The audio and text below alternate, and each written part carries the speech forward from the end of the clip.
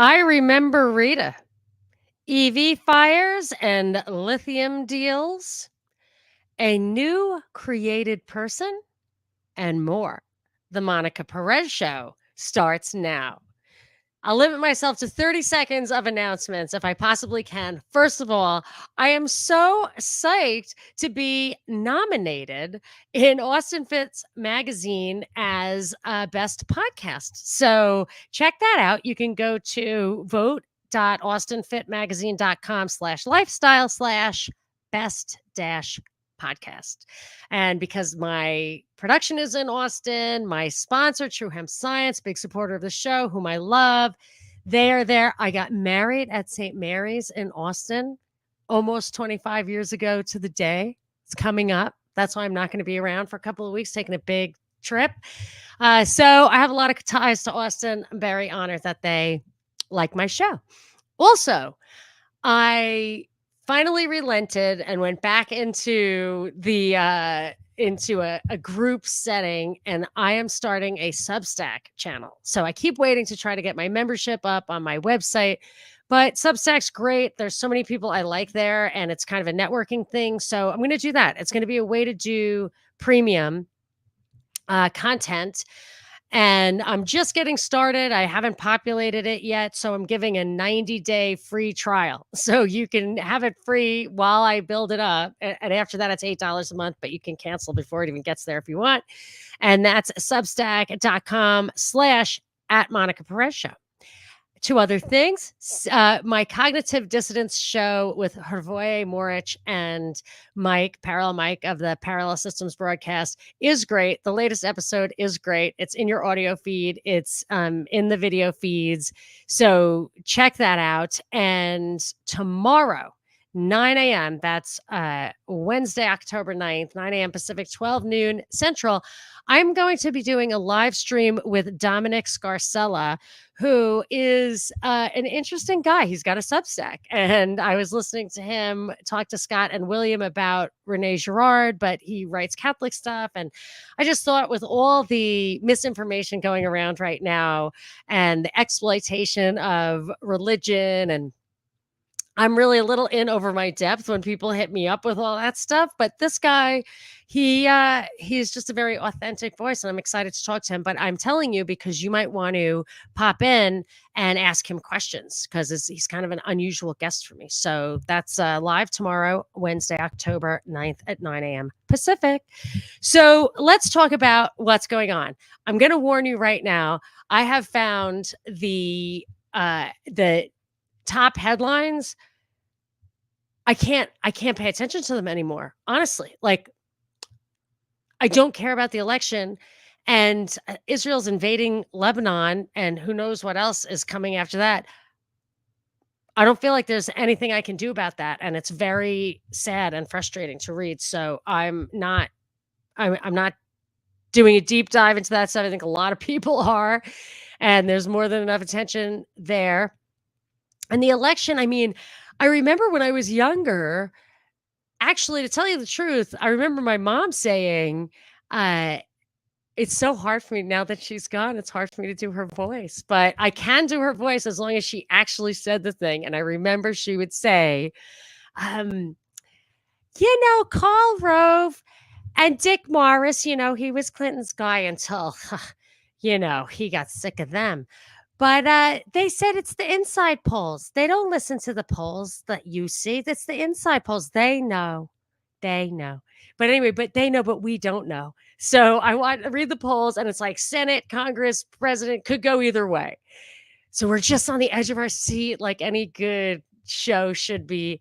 But yeah, I could not bring myself to watch Kamala Harris on 60 Minutes. However, I have a 50-year-old 60 Minutes episode clip that I'm going to play for you at the end of the show. It's going to be two parts. I'm going to play volume 1 today, and my next show I'll do volume 2, but it's just a little unusual. So I just found a bunch of stories in today's and yesterday's Wall Street Journal that seem to all have a kind of theme. Some of it was even contradictory, but it's around, electric vehicles, AI, lithium, of course, has been on everybody's mind since the Hurricane Helene, and our people exposing that such fine quartz and lithium is uniquely situated up there.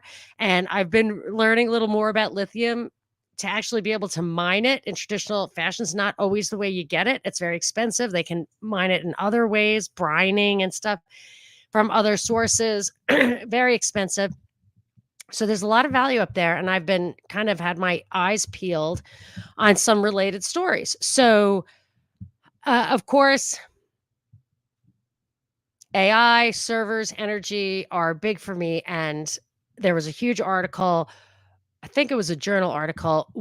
Here's the headline: one of the biggest AI boom towns is rising in a tech industry backwater.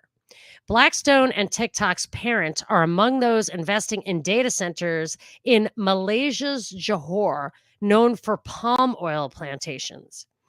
And as you read the article, long article, it says also Microsoft and Oracle are investing big in that area. But it seemed in the article, it's like basically says this came out of nowhere.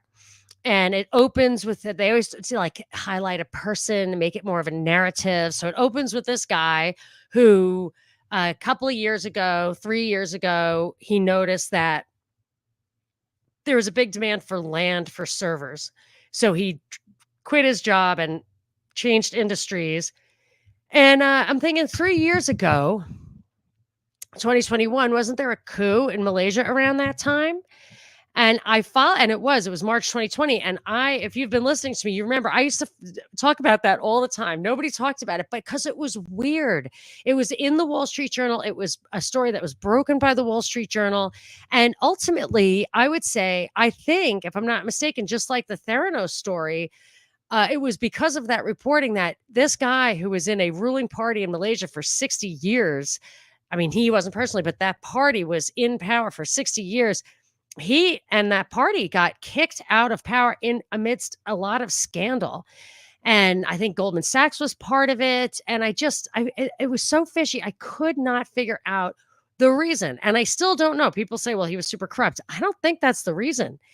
So I started to look into this and I thought, well, did this guy, Najib Razak, the Malaysian prime minister at the time who got couped, was he against these servers or what? So I'm reading, and he was absolutely like a World Economic Forum guy. It looked like he was tapping into their initiatives for smart cities, data centers, a cashless society. But it looked like what he was doing was on behalf of his own government and also some joint ventures with China, because there's a huge Chinese population there. And that, of course, is a deal breaker for our people, for the US companies, for the West. So I thought maybe, maybe that has something to do with it. And let me think. Yes. Okay. So I'm trying to reconstruct the timeline. So he's taken out in March 2020. Okay. So I'm going to read a couple of passages from this article, and I think that they could point to a timeline that might implicate this issue, which I consider to be these AI servers, the most the most significant technological or business change, in the world for the next 10 years. And I don't just mean like AI is going to change the world. I mean, AI is going to absorb all our energy and resources. I'm not talking about actual AI, its impact in application. I'm talking about its impact in becoming. So it says, nowhere else on earth has been physically reshaped by artificial intelligence as quickly as the Malaysian state of Johor. 3 years ago, this region next to Singapore was a tech industry backwater. Palm oil plantations dotted the wetlands. Now, rising next to those tropical trees 100 miles from the equator are cavernous rectangular buildings that altogether make up one of the world's biggest AI construction projects. So that didn't start 3 years ago. That didn't start in 2021. I mean, at the very least, it started in 2020 or 2019, right? I mean, think about that kind of building. And it tells you why it's there. Tech giants want to train chatbots, driverless cars, and other AI technology as quickly as possible. They do so in data centers with thousands of computer chips, which require a lot of power as well as water for cooling. And Malaysia has that, a lot of power, water for cooling. The other important factor, location. Across the border is Singapore, which has one of the world's densest intersections of undersea internet cables. Those are modern age highways, enabling tech companies to sling mountains of data around the world. Companies previously built data centers in Singapore because of its interconnectivity. But in 2019, the tiny and densely populated island nation put a moratorium on new centers because of energy constraints. So data center operators did the next best thing, which was to go an hour across the bridge. And there's a quote in there, this Johor development isn't for serving just Malaysia. This is AI being deployed globally. So in 2019, it became clear that Singapore wasn't going to be able to host all that they needed. In 2020, this guy gets kicked out. And in 2021, these things started to emerge, and they're there now. And the significance is Amazon, Google, Meta, other tech giants run their own data centers, but they also rely on third-party data center operators. And we talked about this in previous shows, this weird like emergence of third-party data centers in backwaters. They rely on 30% for their needs in the US, but 90% of their international needs are outsourced. So they could be not just the people who are building directly there, but these other guys may also need to make sure that China doesn't monopolize these hotspots. So if Razak was going to do Malaysia and China, and they didn't feel like they could own him, they don't want his stuff. You know what I mean? They don't want him to build it. They want their own. They want their own. They don't want to have to rent it. They want to control it. And it reminded me of the Bolivia coup, where is it Evo Morales who was the Bolivian guy? They have a lot of lithium there, and we've been talking about this for a long time too. Before it became the story of the day. I mean, there's like 10 stories about lithium in the news over the past couple of days. So he got taken out. I think the smoking gun was that he was going to start building battery factories. He was going to use his own lithium and sell the batteries. And I don't think that's what these guys want. They want the lithium to build their own batteries. And I think maybe that is what the North Carolina thing is about. So it really looks like it. If you look into it, and there were articles in Market Watch and other places about the unique significance of that little spot, Spruce Pine, in North Carolina, which was devastated. And so I noticed in the New York Times, there was an article that says, just scoffed at the idea that lithium was a factor. And I thought, oh, good. I've been looking for, a little counterpoint on this. Here's the headline. Another hurdle in recovery from Helene. Misinformation is getting in the way. In North Carolina and other states, a barrage of conspiracy theories and false claims over efforts to bring relief after Hurricane Helene is alarming and disheartening officials and workers. I have heard tons and tons of that. I'm pretty close to it. We have a family friend who lives there I don't talk to him directly. He's not my friend, but he seems to be okay. But I'm getting news from people in Georgia and other people close to North Carolina. I mean, it looks pretty devastated. I think this is, worse than Katrina kind of stuff. And FEMA is supposedly really not helping. But I can't verify that personally. Anyway, it says in the aftermath of Hurricane Helene's devastation in Western North Carolina, the public meeting in Rutherford County last Wednesday was essential business. Officials from several shell-shocked communities convened to talk about the extensive damage and ongoing search and rescue efforts. But within hours, a conspiracy theory took hold. The meeting, social media posts claimed, was a secret discussion about bulldozing, confiscating, or even selling land for profit or to mine lithium. I didn't hear that. You could infer what you want from that, but they always set up the conspiracy as having like specific details that they could debunk. Anyway, so here comes the answer. Quote, the only lithium for sale in Rutherford County is at the local Lowe's stores in a 9-volt battery, said Brian King, the chairman of the county commission who was at the meeting. The power of the conspiracy theory, he added, is just disheartening. Aaron Ellenberg, Rutherford County's sheriff, has spent days refuting baseless claims about lithium sales or communities being bulldozed to cover up bodies left behind by the storm. I've never seen anything like it, he said. I'm sick and tired of this crap. So it says he's been refuting baseless claims about lithium sales. This is a really long article, all about conspiracy theories and what BS they are.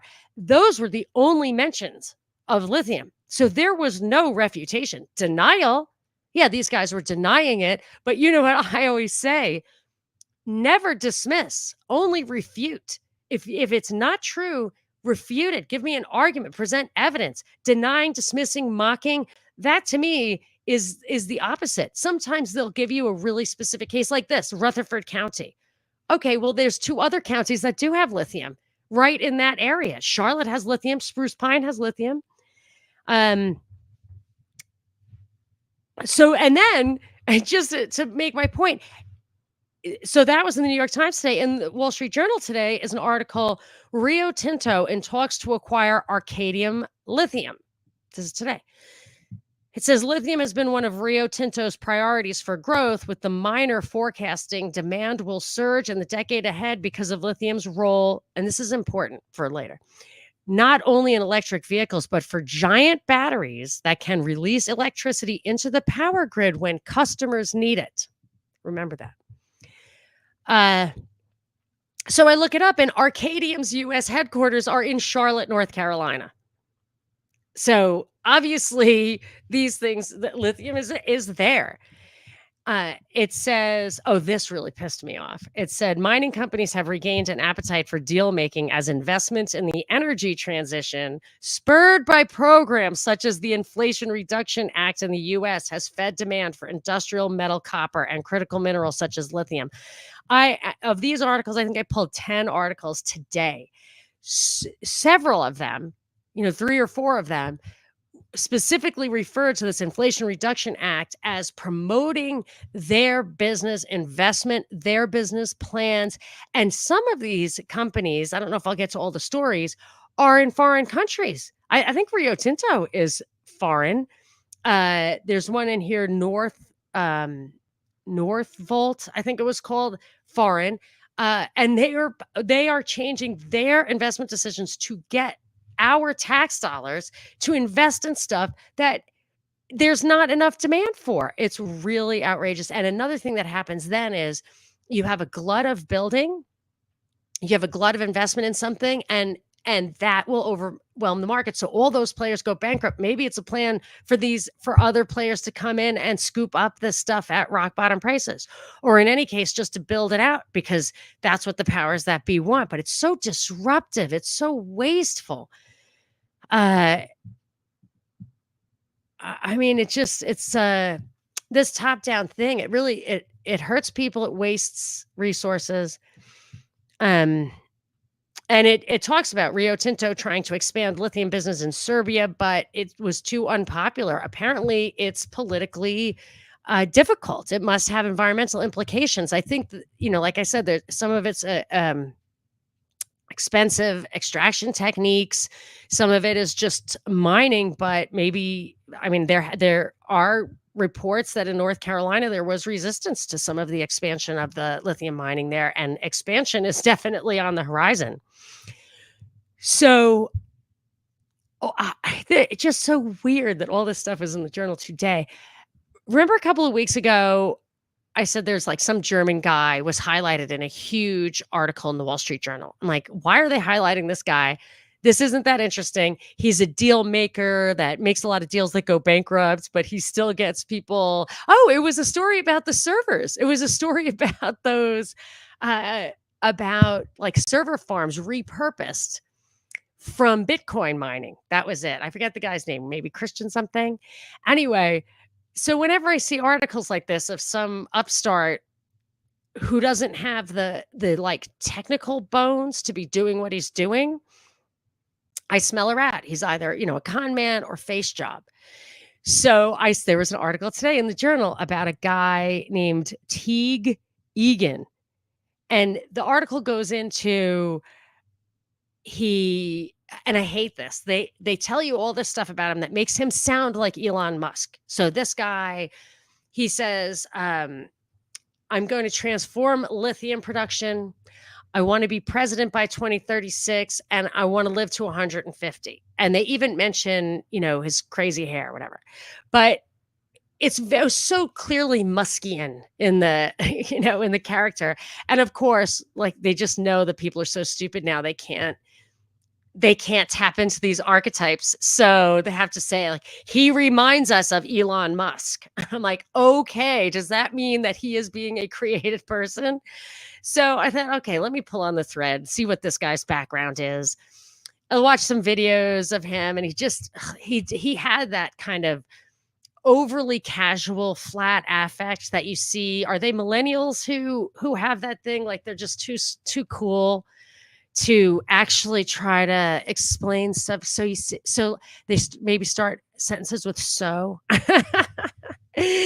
I don't know. You'll see. I put a couple of YouTube videos in there. I should probably play a clip just to see if you get the same vibe. But maybe you don't have to look because I dug in and one of the articles I found about him said Teague Egan was in the music business 4 years ago and completely changed gears to now revolutionize lithium extraction. I'm like, okay, so he's in entertainment. Okay, do you need to know more? He went to USC for business, but that's a center for entertainment, obviously. And he was in the music business. So, and here's where it gets really implausible is the story is that Rahm Emanuel's brother, and I believe he's the guy who was Aquaman's, in that TV show Aquaman or whatever it was called, Entourage. He was the famed agent, but they used a different name for him, or maybe they used his real name. But anyway, this guy is obviously connected at the highest levels of power. I mean, Rahm Emanuel was the Svengali of the Clinton administration, if that was Obama.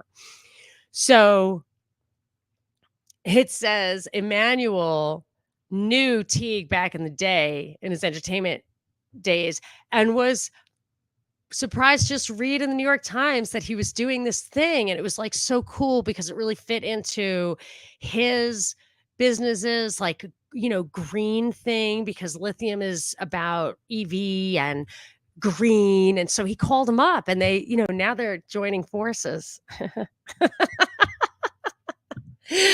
I just think that's implausible. You know what I mean? I just don't think it works that way. So, but a little weird factoid that came out of this many articles I read on the subject was that this is what this guy said, but what does he know? The equivalent of 10,000 iPhone batteries. This is in an electric vehicle. And I'm looking at another article note, I think the Washington Times, talking about all the electric vehicle fires, lithium fires. It said something like there's over 200 fires in New York last year from those scooters, and it took 18 lives. Can you believe that? I mean, that's a freaking lot of deaths for something that, it's super dangerous. So if you Google like lithium fires, you get them everywhere. Boats, there's one on a ship, that horrible scuba boat that was off the coast of LA where everybody just died trapped in this boat. They, cars, scooters, factories, everything. Not seeing anything about planes, but after just scanning those search results, I am more convinced than ever that MH370 was brought down by lithium fires for sure. Man, it's crazy. So I'm not sure. There's EV sales are down. I think after 10 years, people realize, I think you have to kind of throw the car away the way you throw the phone away. I think that I think it's all meant to like Bitcoin, EV, whatever, to build up as much energy resources as you possibly can, and then take all of the personal use stuff offline. Bring all the energy back online, everything, coal, nukes, everything, keep the solar, everything, and use it for AI. I mean, I've talked about that before. But there was so I mentioned this Northvolt in, I think, where is it? Maybe Sweden. It says one of its subs is going bankrupt. And this is another company that totally, or it's a neighboring, I think, Norway, Fryer, these two companies in the Norseland, uh, thought that their like lifeline was this Inflation Reduction Act. And one of the companies, Fryer, was planning on going to Georgia and building a battery plant and getting $358 million of federal money.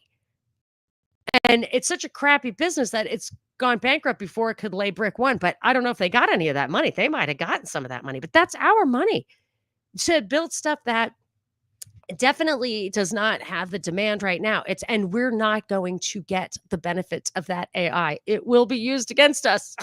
So, and I'm not being paranoid. I mean, those are the proposals that are in Congress right now to cap our ability to use it and accrue all the benefits of it to actually the US military, was what those Harris brothers were saying, if I recall correctly. Look at Joe Rogan.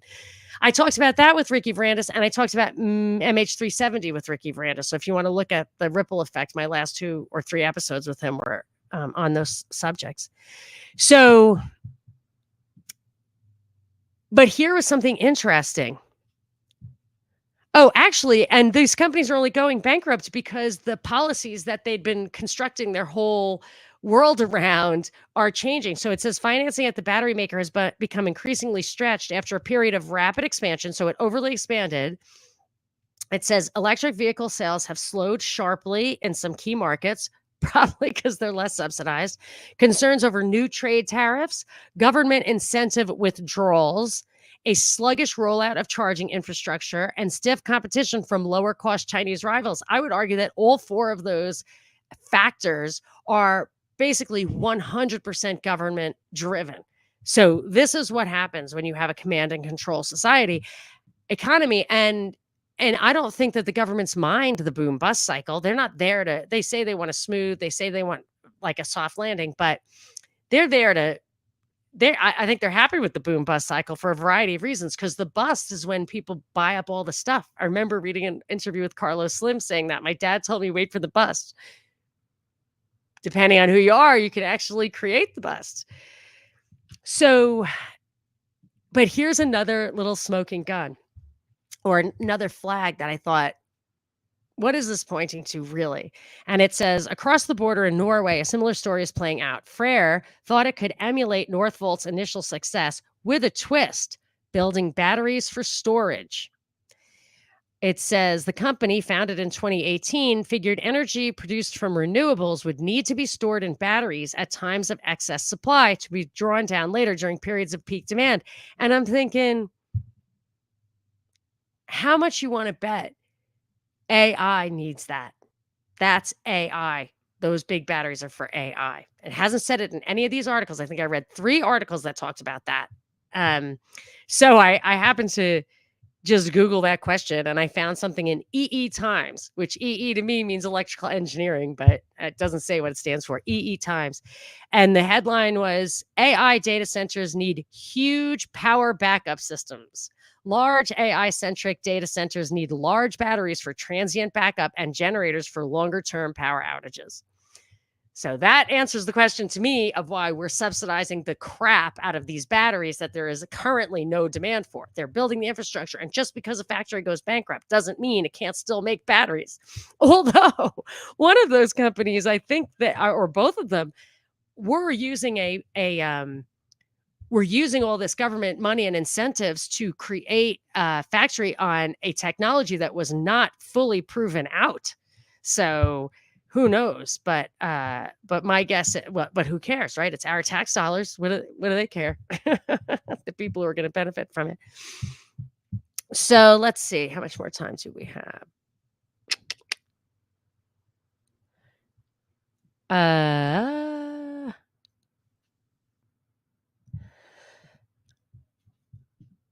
all right. Yeah, and the last thing I will say is demand for industrial robots loses steam. That was another thing that was in the newspaper today that pointed to the fact that these government policies create these huge, massive boom bust cycles. And it highlighted that COVID generated this demand for robots because there was all this demand for product and no labor. And it also said the other big reason was that the market for EV is crashing. And I've been wondering, it's like they were pushing EV so hard. All they'd have to do is keep the incentives going. Why not keep the incentives going? They're keeping the IRA, Inflation Reduction Act incentives going for building the battery factories. Why not keep incentivizing people to buy the EVs? Because they don't want you to have the EVs. Whether fossil fuel cars go away or not, they want all the electricity to go to AI, in my opinion. But obviously, I'm I think you get the point. So, gosh, I have more to talk about. Let me just shoot. Mass evacuations clog highways in Florida ahead of Milton. This is the last thing I have to tell you about because it's timely. So this Milton is the next hurricane. Tampa's freaking out. Florida's freaking out. It's supposed to hit probably 24 hours from now. And I was in Houston during Rita, which was after Katrina. And because it was right after Katrina, people completely overreacted to it. And the policy recommendation was massive evacuations. And they were evacuating Houston, which was 30 miles inland. Yes, there was a hurricane that I think was, seeded. The clouds were seeded over Houston. It was Howard or Harold. But at that point, which was 20 years ago, it was unheard of. It was 30 miles inland. Galveston would get its ass kicked, but Houston wouldn't. And what did they tell everybody days in advance? Evacuate, evacuate. So people in Houston clogged the highways. People in Galveston couldn't get anywhere. There were accidents. People ran out of gas. The highways were parking lots. And what happened to me, and that I don't know if that's happening for Milton, but they are telling people to evacuate early. And you really can't tell the path of a hurricane until around 24 hours. So I didn't evacuate. I was going to wait and see because I was like, what's the point of just getting in that crush? And it didn't even rain. I sat there. However, it was sad for us because people cleared the shelves of formula, even bottled of water. And my son had a weird problem. He had a lactose problem as a baby, which made him really was super sick when he nursed. It was the weirdest thing. The doctor was like, it's not true. That can't be true. But one of the nurses said, give him this lactose-free formula. I don't even think they make it anymore. But his whole world changed. It was great. Even that crap, which nobody used, was gone from the shelves. And it really stunk. And that's what's happening in New York and that area on the East Coast because of the dock worker strike, which was averted. But especially baby formula, or that's what I know because my niece has a baby with a health problem and he also cannot nurse. So, which broke her heart, but she found some really good formula that she felt comfortable with. And people just went in and cleared the shelves. So you're going to have shortages just at the suggestion of shortages. So I thought that was kind of weird that was something that I had experienced myself. And I really don't know. I mean, if you want to tell people, when I tell people not to hoard, I would say that it's a little bit of dereliction of duty for the powers that be and the media to foment panic. And it's a pathocracy. So they go out of their way to have things go wrong instead of right. And, this is why you lose all faith that good government's even possible. All right, let's hit some comments, and then I have my clip for you.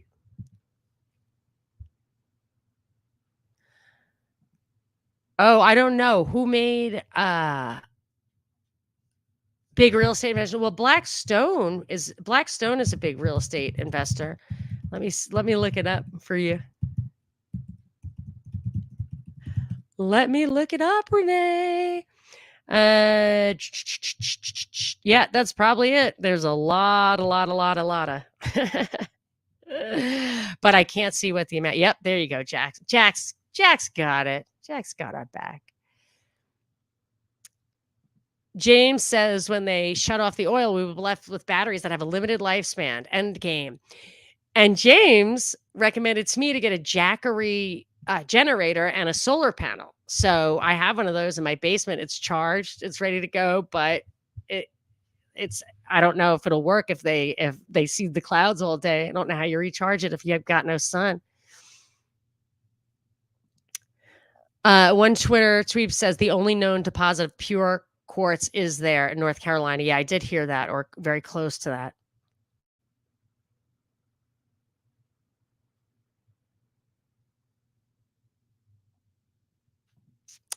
Joe says every inch of the earth is valuable to someone.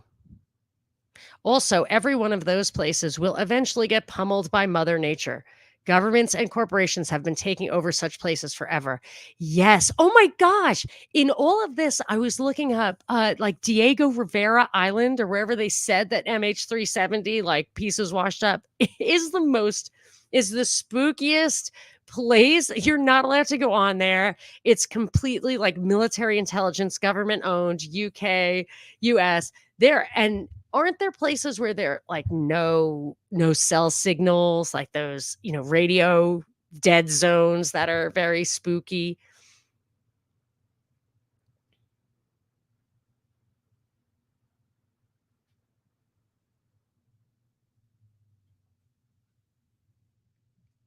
Yay, Wild Urban. Yes, Gardner. Yes. Hooray for Monica. Best podcast. Thank you. That's AustinFitMagazine.com. Oh gosh. Okay, so let us hit this clip. Okay? It's a long one, but I found it interesting. So, assuming they don't take the show down because it's got some kind of copyrighty thing, but I'll skip. I think there's a commercial in it. I'll just skip the commercial, and maybe that'll be like us paying our dues. How about that? Let's see if we can share the screen. And I'll probably stop and start because I might have a couple of comments. All right. So this is a 1974 interview with the Shah of Iran. He was the sitting monarch in Iran. And there were two 60 Minutes interviews. And Hervé Morich, because I did cognitive dissonance with him the other day, I was looking at his feed, and so hat tip to him, he had put this in his Twitter feed, and there's a couple of them. I was absolutely fascinated by it. And I remember they're talking about the oil crisis in the 70s in the US, but years later, it became known that Nixon he instituted price and wage controls, or at least price controls, that greatly exacerbated, if not completely caused, this problem.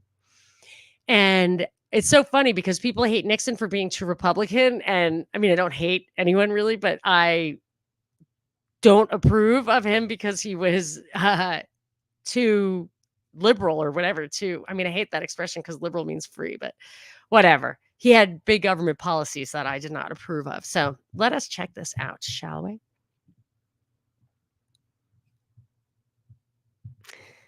All right, let's hit it. 60 Minutes Rewind. Chances are your car is sat in your garage or driveway this weekend, and chances are that your local gas station is going to be closed a lot more Sundays this winter. What part does the Arab oil embargo play in all of this? One Middle East monarch thinks that you're being sold a bill of goods. To try to understand something of the background of the oil shortage, a 60 Minutes crew has spent the last 3 weeks in the Middle East, in Saudi Arabia and Iran, the two largest oil exporting countries in the world. Our story on Saudi Arabia is still in work, but in Iran, earlier this week, we went to see the man who runs that country and, in effect, its oil industry. Shah Mohammed Reza Pahlavi is not an Arab. He makes a point of calling himself Aryan. And unlike the Arabs, he will sell oil to anyone if the price is right. Along with the Arabs, he is a member of OPEC, the Organization of Petroleum Exporting Countries. That's the group that is holding the world's feet to the fire with the rocketing price of oil. This week in Tehran, the Shah offered to put up $1 billion, and he can afford it, of his oil money, for a fund that would cushion the devastating economic effect of the oil crunch on the have-not nations. And he took time out in his Niavaran palace to talk to us. Sheikh Yamani told me a week ago in Riyadh that he was very optimistic, that during February there was going to come the disengagement between Syria and Israel and the oil embargo would be lifted. He was optimistic. That optimism obviously has turned sour. Why? Do you know?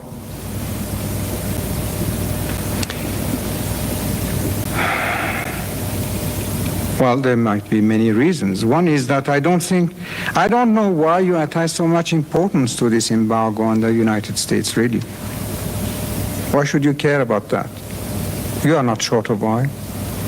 Have you seen the lines of cars stretching for blocks, in some cases for miles, waiting to get gas? I have seen the pictures. And you cannot But you have imported more oil than any time in the past.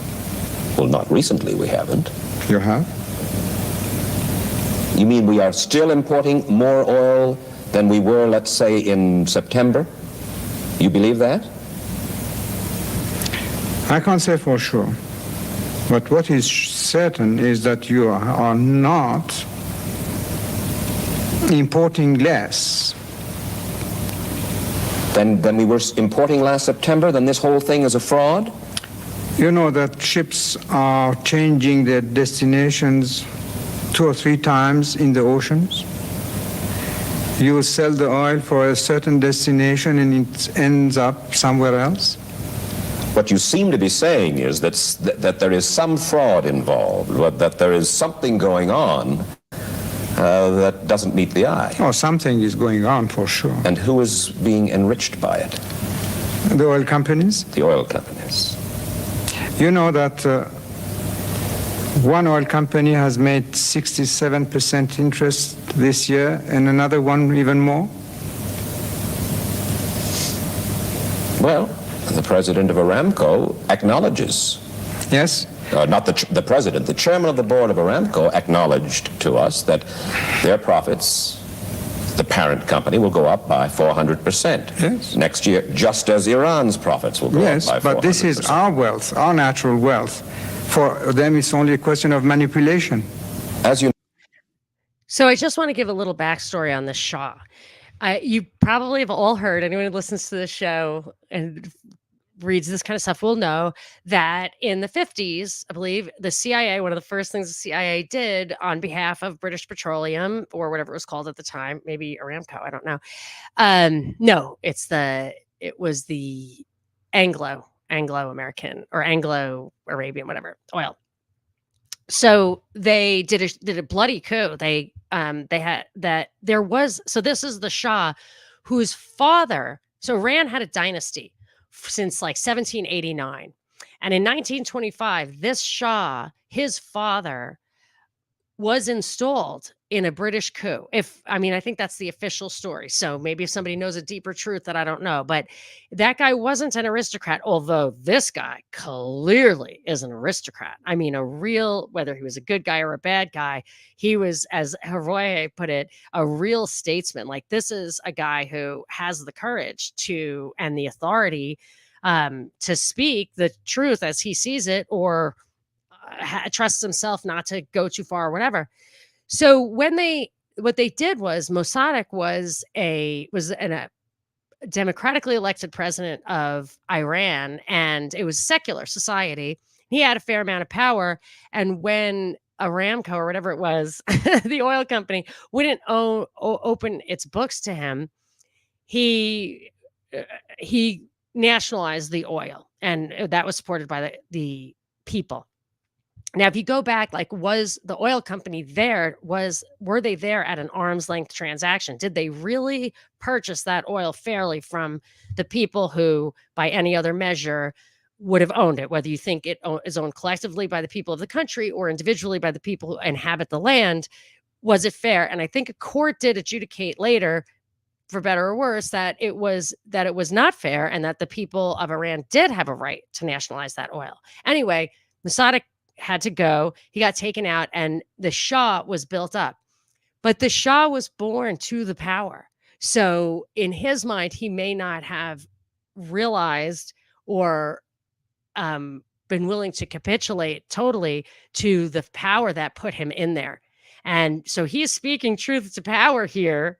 And we know what happened to him not too long after. Both he got terrible cancer and was deposed by the Ayatollah. I mean, we took out secular governments in Iran and Afghanistan, and now are extremely religious. You know, we say that's the problem. So I mean, you got to wonder if what this guy is saying right now in 1974 is sealing his fate. You know, I have been across the Gulf that you call Persian and they call Arabian. Why do you call it Gulf? You have been to school, or haven't you? Yes. What was the name that you have read during your school days? Persian Gulf. All right. But they do call it Arabian Gulf. Well, they can do many things. And they find an irony in the oil situation. In this, they say, we impose the embargo against the United States, for instance, and the European countries. That drives the cost of oil up. Who benefits from the embargo? Iran, the Shah. Shah, who is the friend of Israel, benefits from the high price of oil caused by our embargo. Yeah, but only enemies of Iran could have told you that. First of all, why friend of Israel? Why? In what sense? Or economic cooperation. How much? I don't know the extent of it. It doesn't come even to $2 or $3 million a year. Intelligence cooperation. You can get that kind of intelligence even in reading American newspapers. It is common knowledge that they trained or helped to train your secret police, the Savak. You do have a relationship with the Israelis, yes, there's no doubt. That's ridiculous, but we have the same relationship with all the friendly Arab countries that we train also in this country. This means nothing. The industrial nations, among them, of course, the United States, feel that you, sir, have pushed too far, too fast, and that you can trigger worldwide depression by doing it. Henry Kissinger says so. Sheikh Yamani, the oil minister of Saudi Arabia, that suits him. I'm not talking about Yamani because I don't like to enter into that subject. But the others, it suits them to say that. Why? Because the price that we have set for oil was one of the lowest among the prices which were studied and suggested to the OPEC organization by all the experts. You say you don't want to talk about Saudi Arabia and Sheikh Yamani. Well, nonetheless, Saudi Arabia, #1 oil producer, has certainly as great a stake as you do. And yet, he says, it's going to trigger depression. It's going to trigger trouble. He has been told to say that. I'm sorry to say this. By? I'm not going to mention any names. Well, by President Nixon? I'm not going to mention any names. Ask the other member of the OPEC, all those experts in the OPEC, what they think. What kind of pressure can somebody put upon Sheikh Yamani to say it, unless his own king says say it? You just go and ask those people. Is it going to go down? Is it going to go up? Is it going to stay the same? The cost of oil... It's going to go certainly up because, unfortunately, your inflation is going to go up. Is it going to go up on April 1st when... This I can't say. Well, you sit down with your OPEC brothers in the next few weeks and you make a decision about the price of oil as of April 1st. Can you give us a horseback guess, Your Majesty? I can't tell you, really. But all will depend on many factors.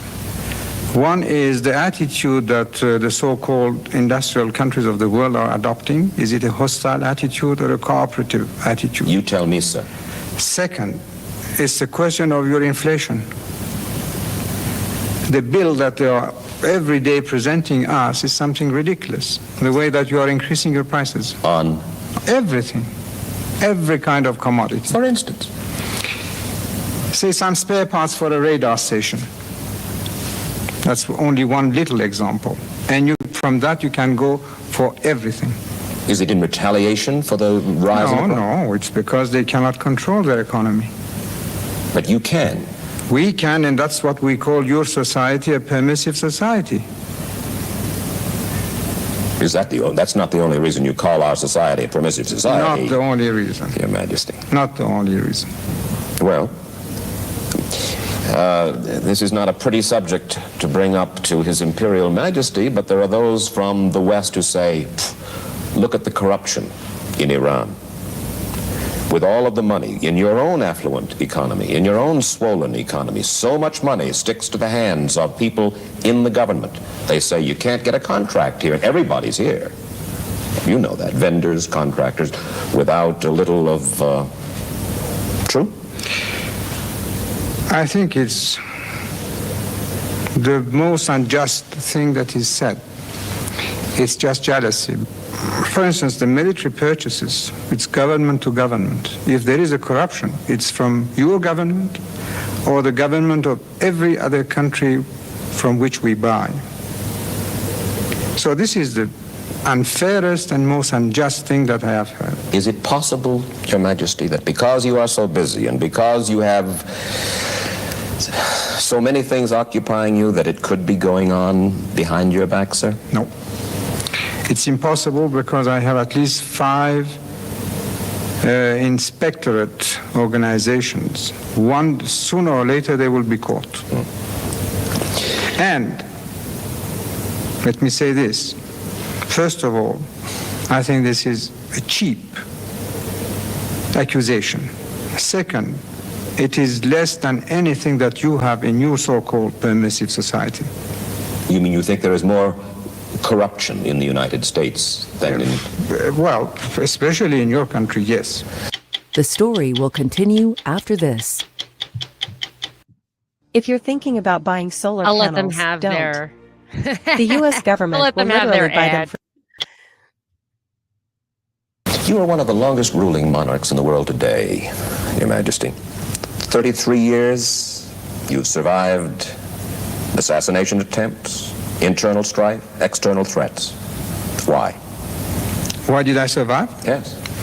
Well, I believe in God. Ask Him. You do. I do. mean, very seriously. deeply. Oh, yes. And I think this is the only explanation. You have said the only explanation. You said, I will stay alive until I finish what I set out to do. What was set for me to do. By God. That's what I believe. When you were a little boy, you saw visions, you saw apparitions. God came to you, or God's messenger came to you. Yes. For some of us in the West, that is difficult to comprehend. But I say you believe it. You say it. I do. What happened? Started by dreams, then apparitions and feelings, but all in 1 year, not more, between the age of 6 and 7.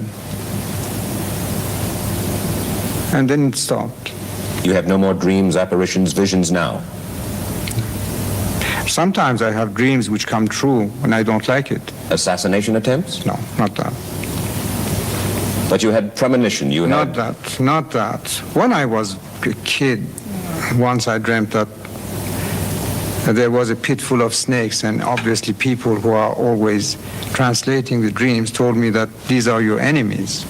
And things like that. It happens to everybody, probably. But not that. You sleep more soundly now. With my sleeping pills, yes. You take sleeping I'll pills? sleep some time now. Well, it's really tranquilizers. You know, very few leaders like yourself, Your Majesty, talk with the candor with which you have talked on television. Why? Why are you willing to? First of all, I believe in what I say. Secondly, I'm not afraid of my people. It's not a political campaign. I'm not going to look at the polls tomorrow to see if I'm 2 degrees higher or lower. And that's because this confidence exists between me and my people. They trust in me, I trust in them. I believe that I know the job. So I'm not trembling in thinking or saying what I say, because I know that tomorrow I won't have to go to the polls.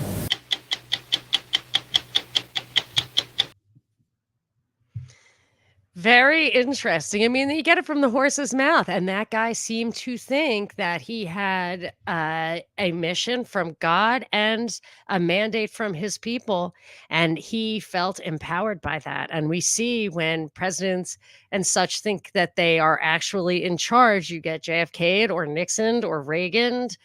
So, and his son, who's still around, is equally like they're just very, very well educated, and you can fall for their statesmanship. It's like Sergei Lavrov from Russia, like these he's not like polished, he's just effective.